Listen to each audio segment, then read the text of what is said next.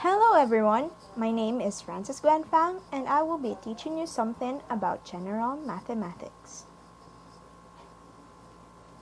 This video will be about the horizontal line test under one-to-one functions. If you're already familiar with the vertical line test, I assume this concept will be much easier for you. Let's start with the definition of the horizontal line test.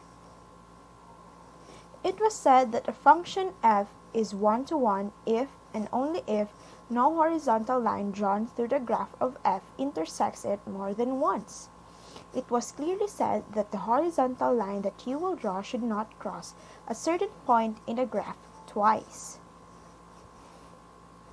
I'll show you some examples that will make things even easier than it is. I have here an example of a graph. To know if it is a graph obtained from the function f, it must pass the horizontal line test. Our example is pretty simple. It's a fine line crossing the Cartesian plane. For us to determine if it's an example of a function which is one-to-one or not, we must assess it using the horizontal line test.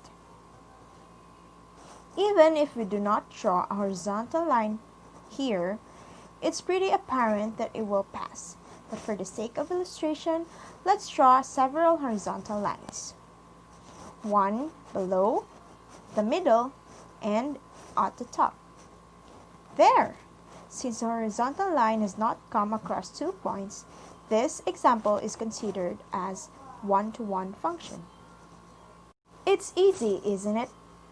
I will be given another example. The graph looks like a letter V facing to the right.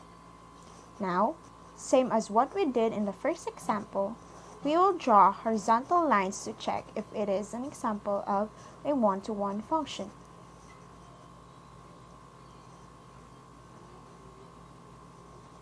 As a result of what we drew, it's still an example of a one-to-one function. Now, we're down to the last example. We have here an unusual kind of graph.